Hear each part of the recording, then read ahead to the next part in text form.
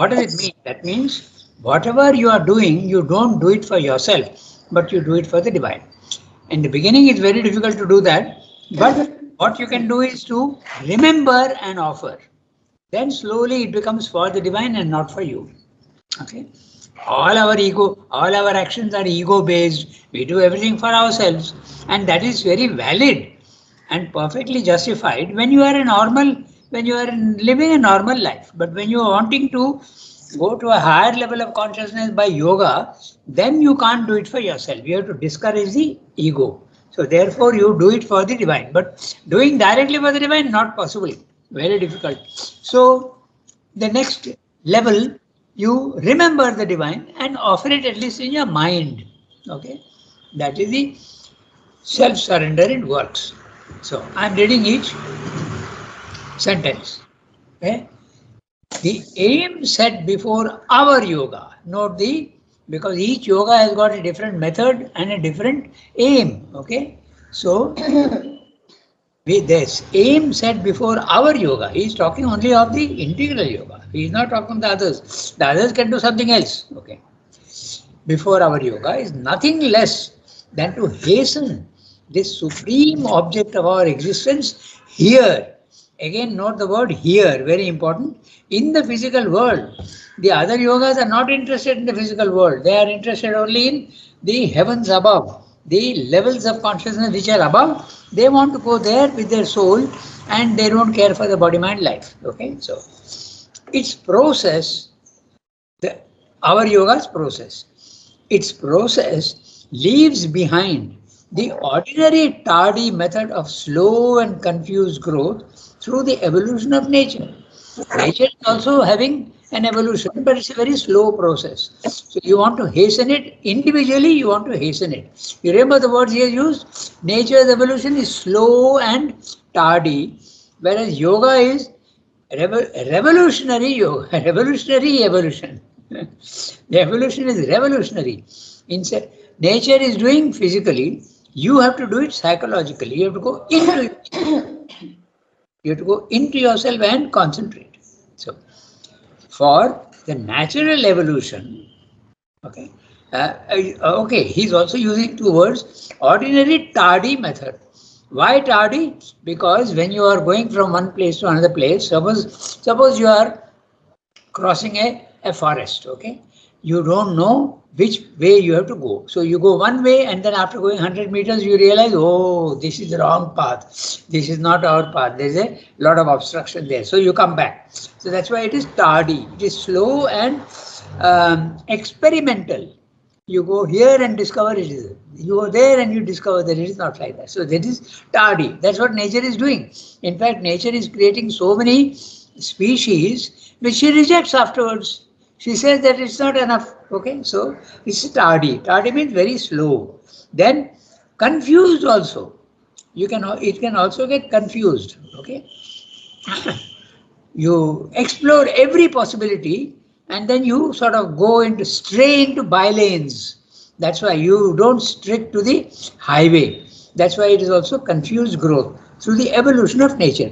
But this is in nature. Nature is in no hurry at all. It wants to explore everything. So now he is continuing for the natural evolution. Natural evolution, you have to understand evolution of nature. Okay. Don't take the word natural in the other sense. Of nature. And nature is what? The whole universe. Okay, the universe and also the three planes. That is all nature. Physical world, vital world, and mental world. That is nature. Okay. In fact, you can equate nature and prakriti. Students often uses in English the word nature, but that is prakriti. Okay, prakriti is the energy part, the mechanical energy part. So, for the natural evolution is at its best, an uncertain growth under cover. What is cover? The consciousness is covered. Partly by the pressure of the environment. The environment does not allow quick progress. Okay, because it's very dense and dark. Partly by a groping education, and an ill-lighted purposeful effort. Your effort may be purposeful, but you don't know which way to go. Ill-lighted. Okay? You have to struggle. You are in ignorance, therefore you have to struggle. It doesn't matter, because if you make a mistake, you realize that that's not the path. So every mistake you make should not be taken as something negative. It is something positive. It is helping you to identify the right path. That's what you have to understand. Okay? We should have immense patience, as much as like the nature also has immense patience. We also should have patience, but we are in a hurry. Purposeful effort. And only impartially eliminate and half automatic use of opportunities with many blunders and lapses and relapses. In fact, these blunders and lapses and relapses, you can even think of the evolution of so many civilizations. And then what happens? It goes to a high pitch and then it gets destroyed. Look at all the civilizations that happened, the Egyptian civilization, the Sumerian civilization. You go to such a high pitch and then down it falls. Okay? It's a lapse and relapse. A great portion of it is made up of apparent accidents and circumstances and vicissitudes. All these things which happen, which you think are accidents, okay? The whole Atlantis disappeared under the sea. Even in our country, Dwarka, the city of Krishna, Sri Krishna, it went under the sea. So it seems to be an accident. Actually, it's not an accident at all. Nothing is an accident according to Sri Aurobindo. It follows all laws. There are very clear laws which you don't see. But if you had the capacity to see, you would understand that there is no accident. Everything is intended. Okay? Every negative thing that seems to happen is only a process on the upward path. This you have to understand. Okay? When you fail somewhere, you have learned something. You have to avoid that. That's why every failure is the stepping stone to success. You have to see it in that way. So you can see how Sri Aurobindo way of looking at things is so positive. There is never any failure, there is never any accident, there is never any negative event. Everything helps to go slowly. We are in our impatience, we want to go fast. But that is not justified. That is not justified. We have to learn to go fast without impatience. That's what. In fact, he says in one place, he says, our effort must be such that the intention must be, I will gain success today itself. That should be the intensity of the effort. But there should be no impatience in it and no nervous instability. It should be calm, quiet and purposeful.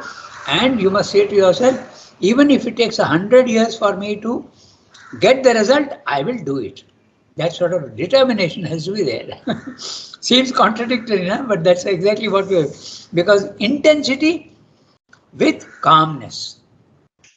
All our intensity, very often we have intensity, but it's not calm. It is very disturbed. We want quick results. But that's what you have to do. So everything Sri Aurobindo is saying, apparent accidents and circumstances and vicissitudes. The ups and downs of life. These ups and downs you can see even in evolution. As I said, civilizations appear and disappear, okay? Also think of that destruction of Pompeii, okay? The whole city got burnt by the volcano. So these things are not, they are intended. Why they are intended is another question, we need not discuss that. It's nature is finding her way, okay? Exploring every lane and by-lane. Okay. So, though veiling a secret divine intervention and guidance. In other words, even in every accident, there is a secret divine intervention and guidance. In yoga, that means the concentrated evolution. He has spoken about the natural evolution in nature. It's slow and steady and it gets results in a very slow manner. But in yoga, it is the opposite. It's fast. Evolution is fast. One individual can make that possible, but not in the collectivity. It becomes very slow. In yoga, we replace this confused, crooked crab motion by a rapid, conscious and self-directed evolution, which is planned to carry us as far as can be in a straight line towards the goal set before us. Okay, he is using a very interesting, I don't know if you have noticed, but crabs can't move forward. Crabs have to go only sideways. So if they want to go forward, they have to turn 90 degrees and then go sideways. They can't go forward. So this is nature's image. He is using a very interesting image of crab motion. By a rapid, conscious and self-directed evolution which is planned to carry us as far as can be. Okay, it's not always possible, but as far as possible in a straight line towards the goal set before us. In a certain sense, it may be an error to speak of a goal anywhere in a progression which may well be infinite. Evolution need not stop anywhere, because if you stop, then you think that the last is reached, and that is a limit. So then you are actually limiting God. So that's not possible. He is infinite. Therefore, there is no end to the progression. Still, we can conceive of an immediate goal, an ulterior objective beyond our present achievement towards which the soul in man can aspire. In other words, we can certainly have temporary aims. We can certainly have a temporary goal.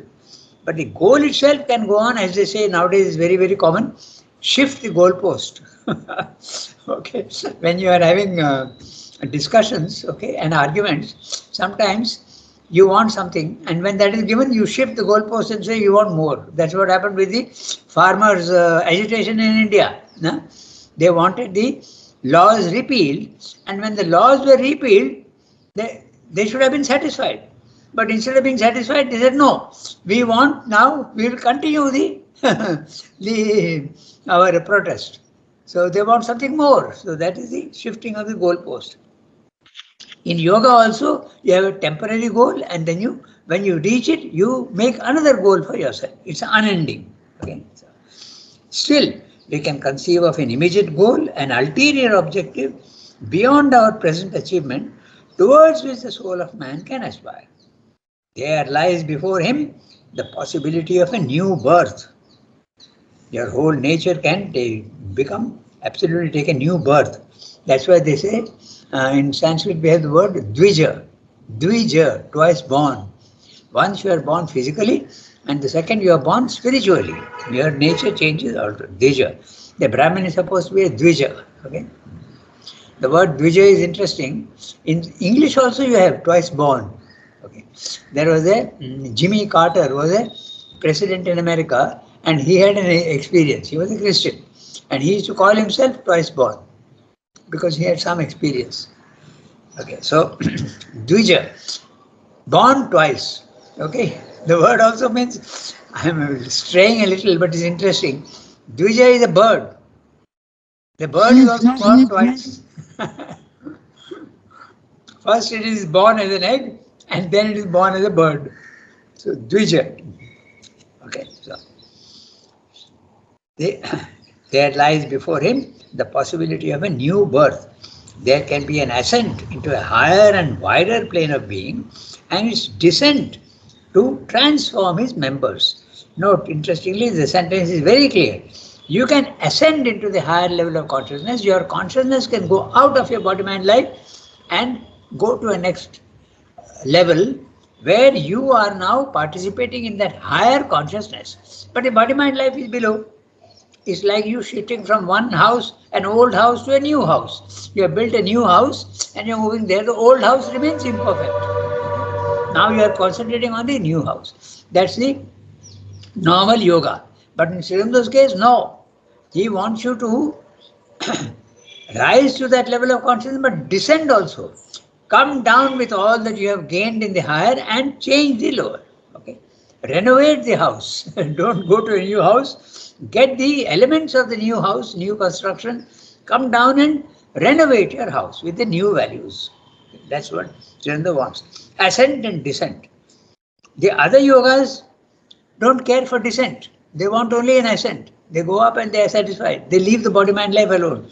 But Sri Aurobindo is descent. No? So you can see very clearly, an ascent into a higher and wider plane of being, and its descent to transform its members. Note also that the higher you go, the wider also you become. Okay, it's a vertical climb and a horizontal expansion also of being, and its descent to transform its members. Members, body, mind, life.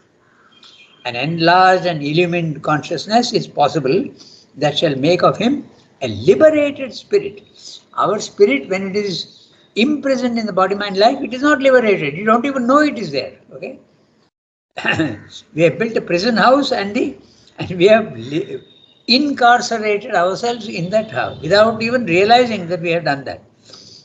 And a perfected force, and if spread beyond the individual, it might even constitute a divine humanity, or else a new supramental and therefore a superhuman race. He is giving a very clear hint of the individual yoga. If it is carried on by many, it can lead to a collectivity, a superior spiritual collectivity.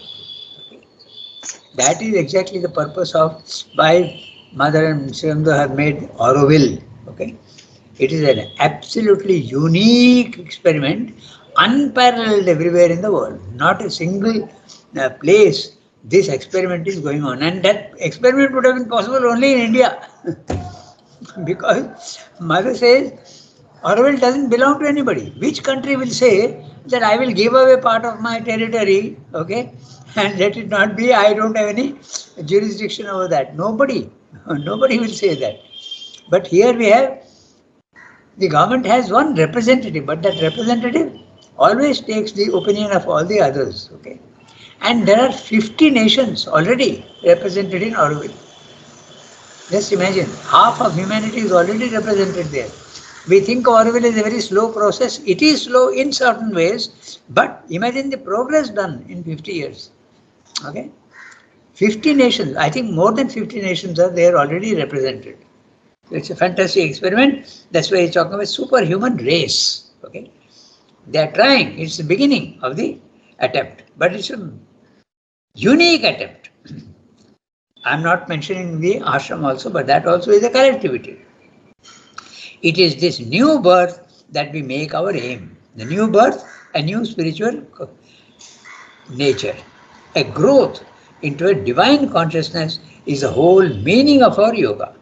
An integral conversion to divinity, not only of the soul, but of all the parts of our nature. The integral conversion to divinity, not only of the soul, but of all the parts of the nature. The other yogas, mostly, they are interested only in the soul becoming fully divinized. The soul is there in ourselves, but it is not divine. It is covered up with non-divine thick blankets. The body, mind, life are blankets covering it. It is not even conscious of itself. But that is the aim of the other yogas. Release the soul and let it go back to where it came from. The Srimda's yoga, do that, no doubt. Release the soul, but let the soul come back and occupy the old house, body, mind, life, and change it. So that's the difference between Srimda's and that's why I use the word integral. And which are the other parts of our nature? It's not only body, mind, life.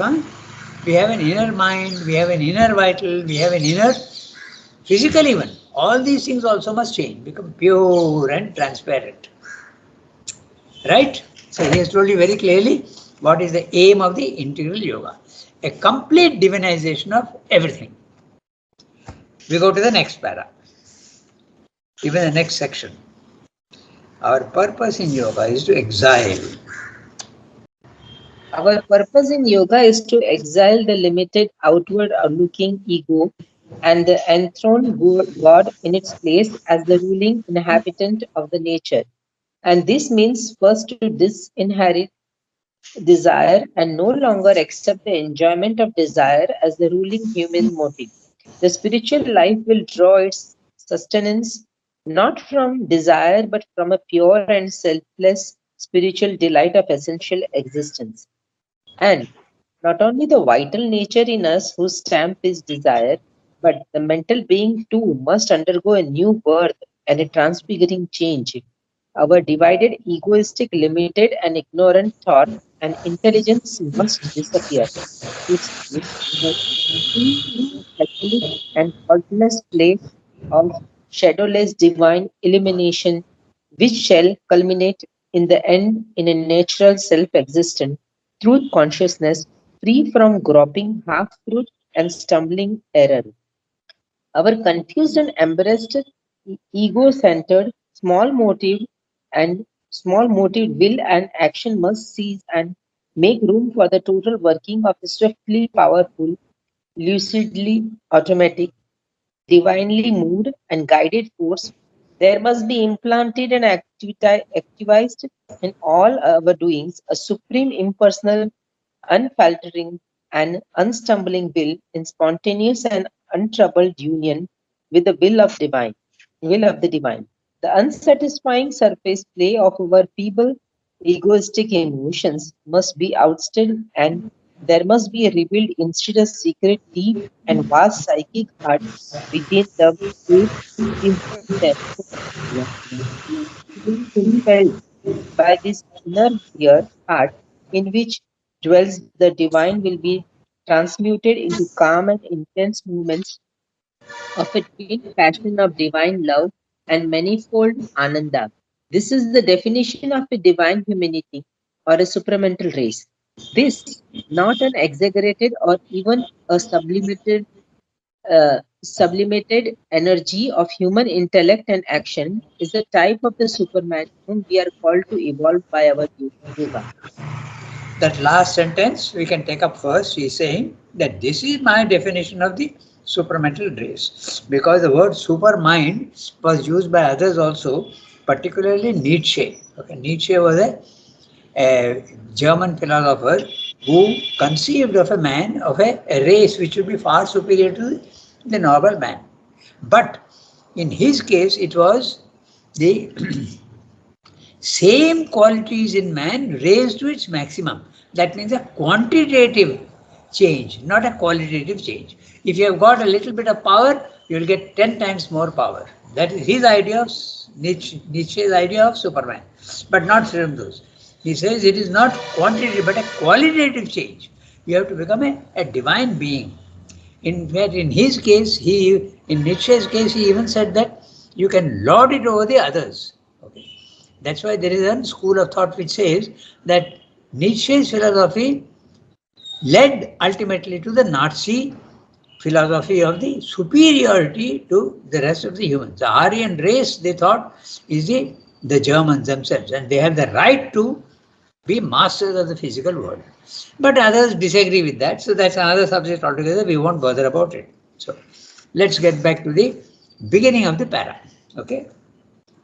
So uh, we are doing synthesis and we are understanding the principles, but also it's very interesting to see how Srivendo uses the language. Okay, so I'll point out Srivendo is very fond of images. Okay, and he uses all images. Here itself, in the very first sentence, there are two images. We'll discuss that a little bit because if you understand the importance of images in Srivendo's, okay, those who are reading Savitri will appreciate that tremendously. He uses images throughout, image, metaphors, similes, if you want. Okay. So, our purpose in yoga is to exile. Okay, he's using an image. Exile the limited outward looking ego and enthrone God in its place as the ruling inhabitant of the nature. Okay, so our ego is the one that is controlling our body mind life. But that fellow has to be exiled. Get out of my kingdom. Okay, don't ever come back. You don't have the power to, you don't have the right to live in my kingdom.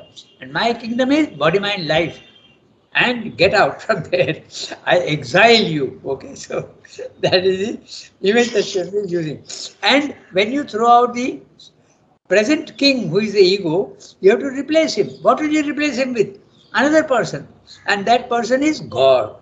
Okay, and he will be ruling, he will be the king. Okay, so enthrone, the two words enthrone and ruling, okay, indicate the king. He is not using the word king.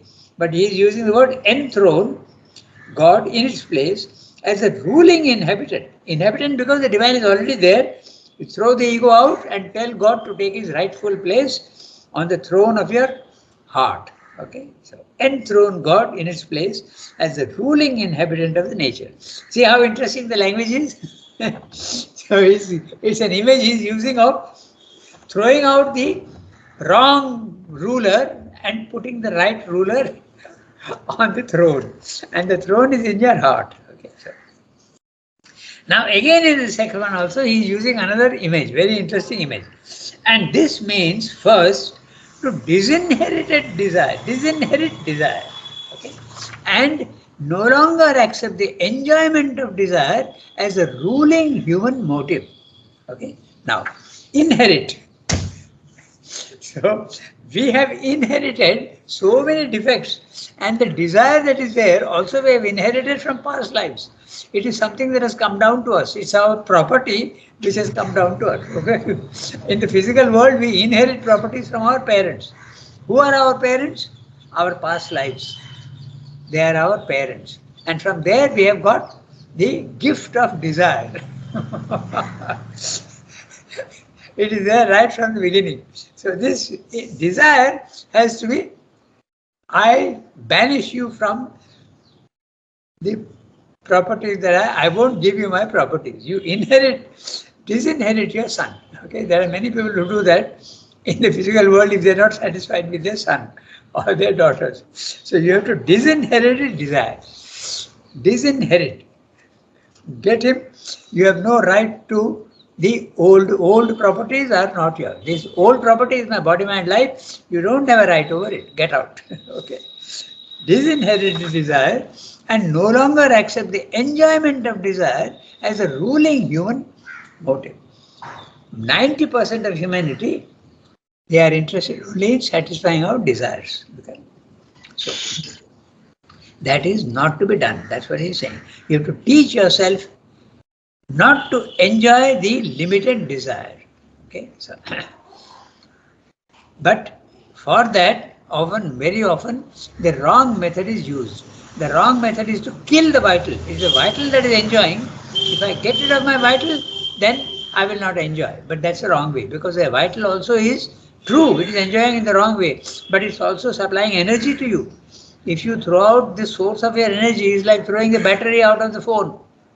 The phone won't work. So you can't throw the vital out. If you throw the vital out or suppress it, it will revolt. Or it will go into a, as he uses two words. One is revolt and the other is it goes into a depression. Oh, you are not giving me what I want. I won't cooperate with you. You go into a depression. This is what happens in. So that's why the vital has not to be suppressed. It has to be transformed.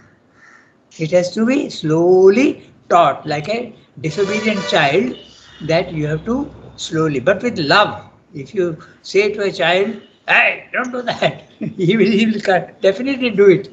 Okay? So you have to explain to him and slowly win him over with love and understanding. That's what you do with your vital. It's exactly the same thing. Slowly teach the vital not to take too much pleasure in ordinary physical things. Turn that pleasure into subtle things and finally into spiritual life. The spiritual life, I'm reading the next sentence. The spiritual life will draw its sustenance not from desire, but from a pure and selfless spiritual delight of essential existence. Essential existence is your spiritual life. Yeah. And not only the vital nature in us whose stamp is desire, but the mental being too must undergo a new birth and a transfiguring change, because the mind is mostly agreeing with the vital. We always justify our own desires and our own emotional outbursts. We never think that it is wrong. We always, 90% of the time, we say it is justified, but it is not justified. So that's what he's saying. So you have to change your mind also. Not only the vital nature in us whose stamp is desire, but the mental being too must undergo a new birth and a transfiguring change. Our divided, egoistic, limited, ignorant thought and intelligence must disappear.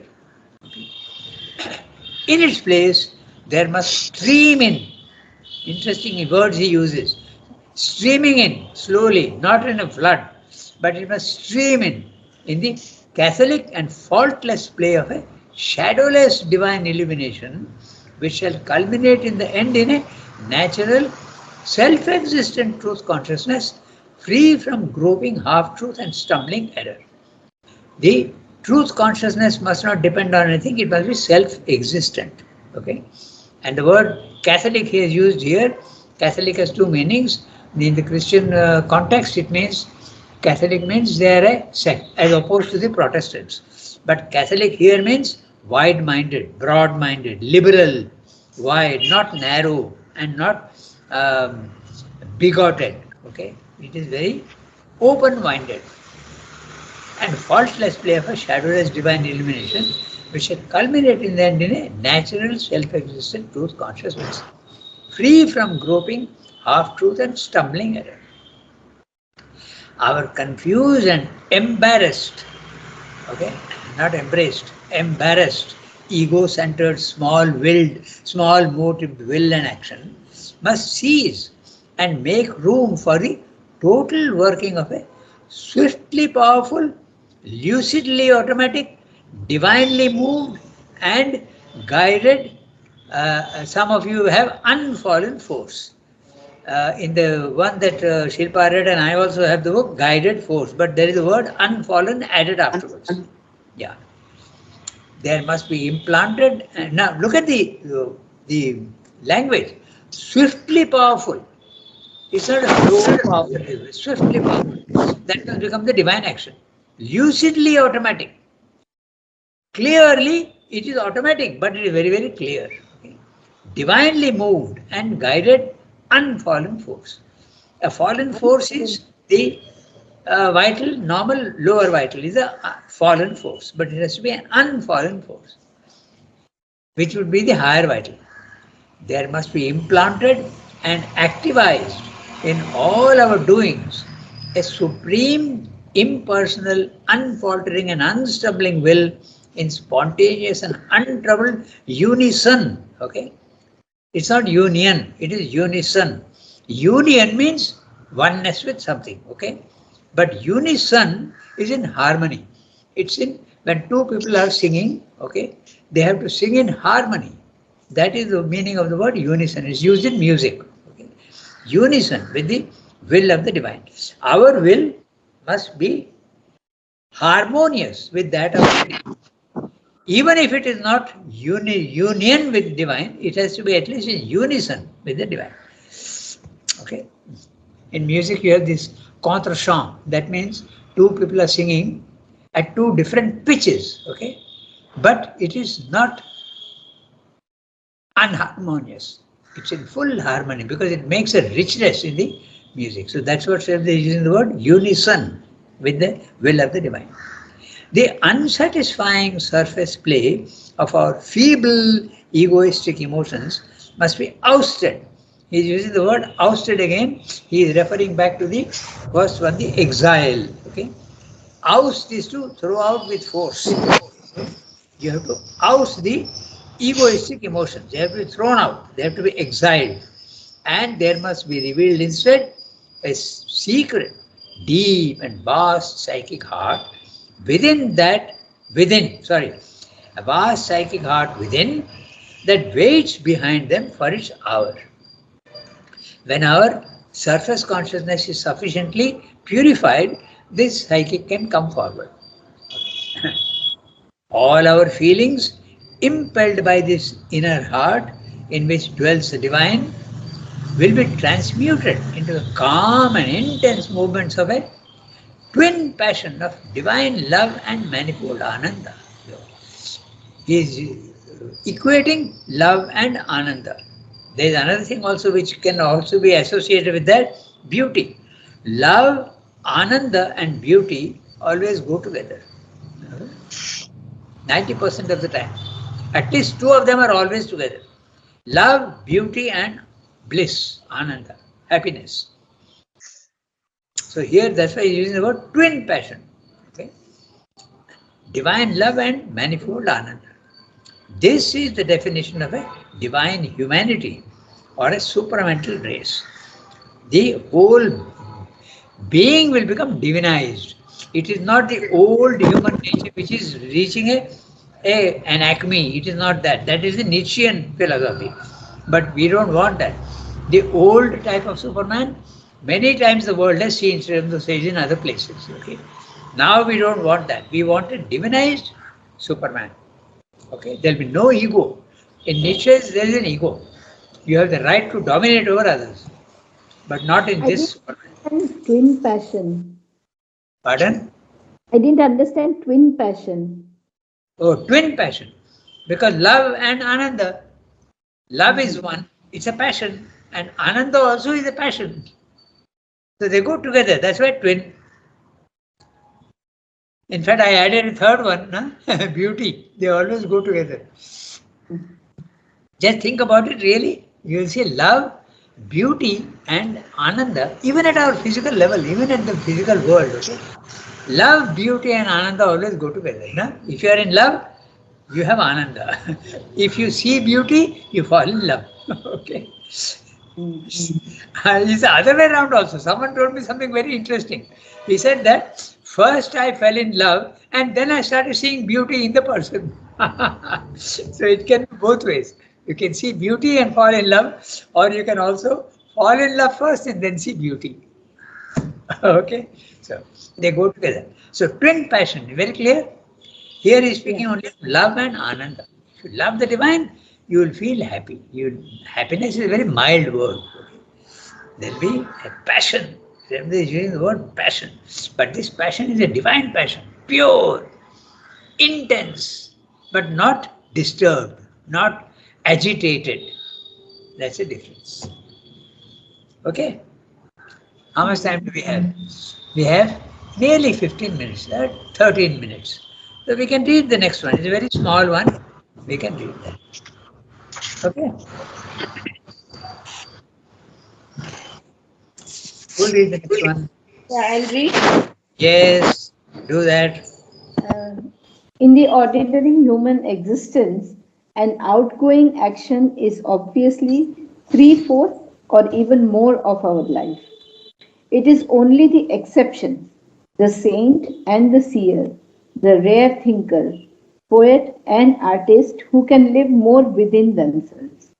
These indeed, at least in the most intimate parts of their nature, shape themselves more in inner thought and feeling than in the surface act.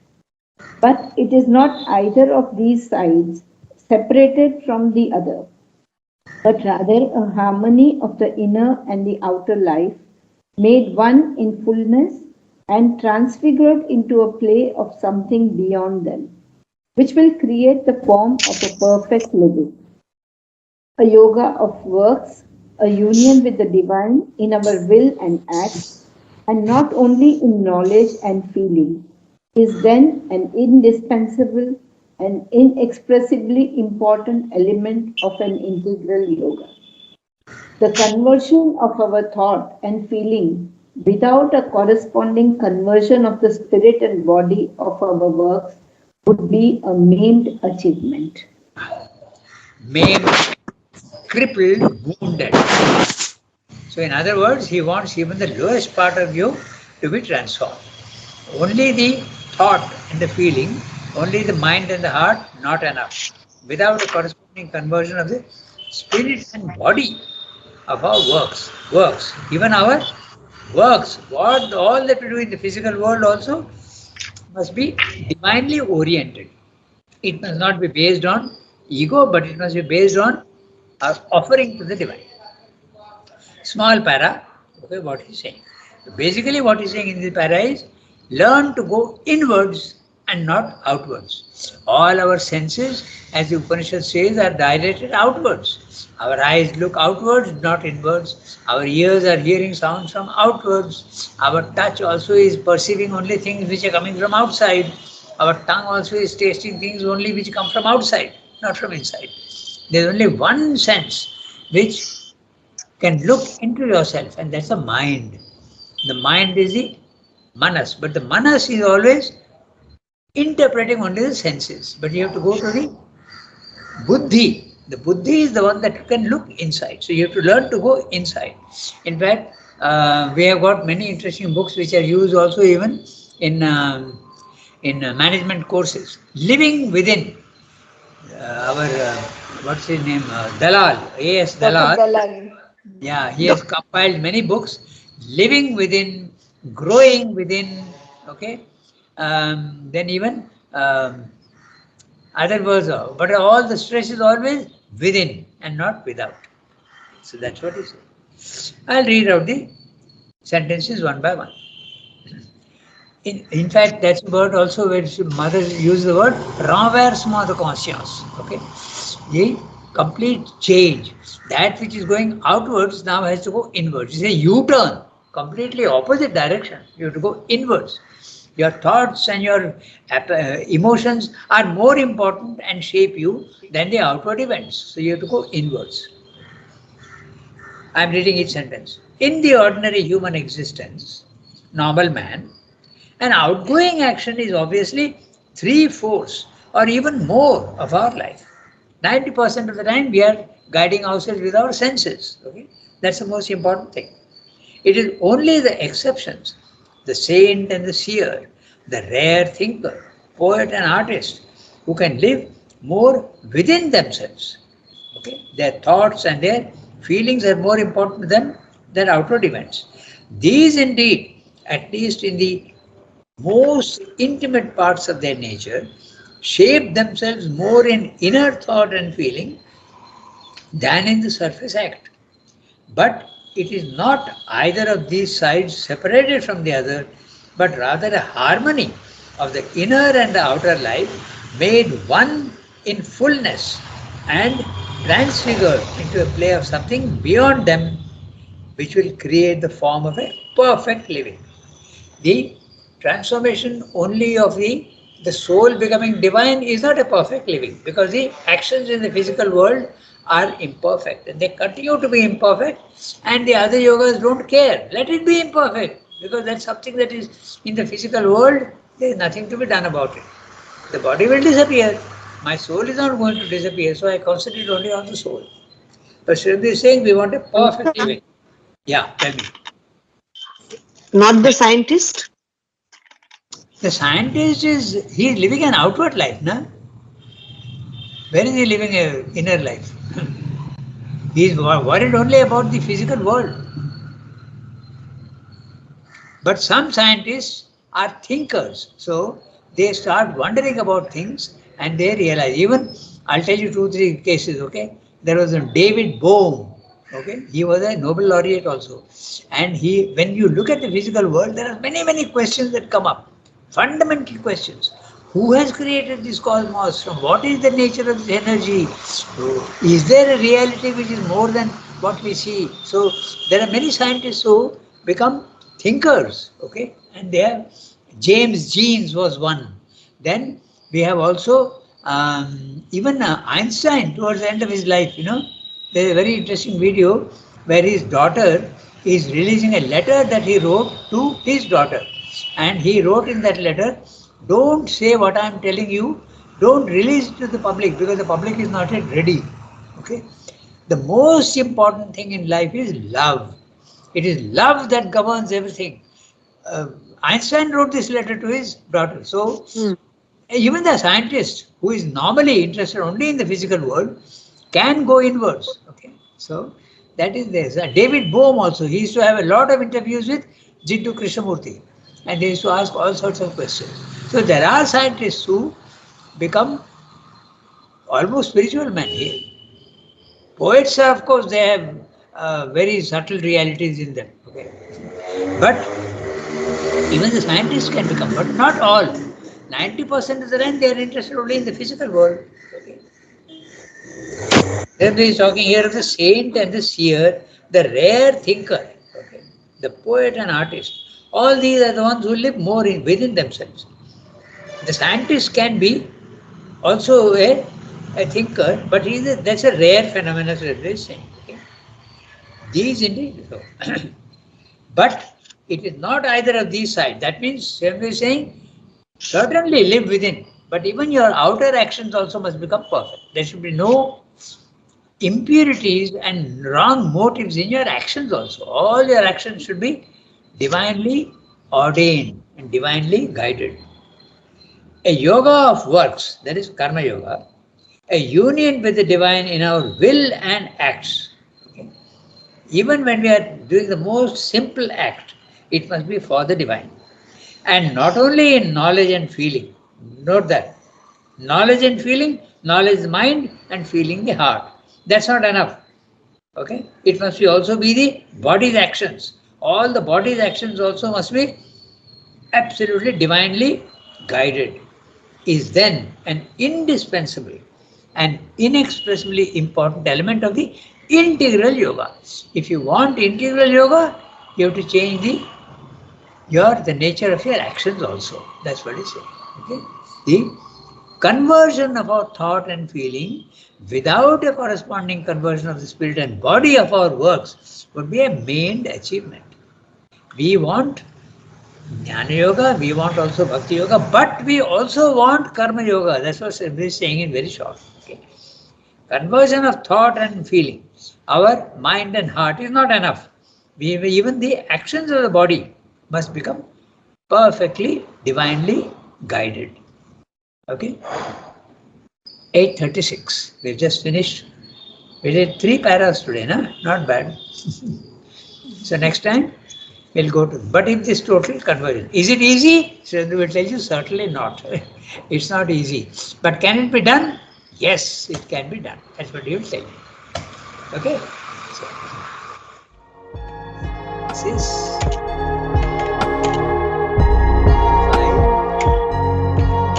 We will be reading but if. Okay?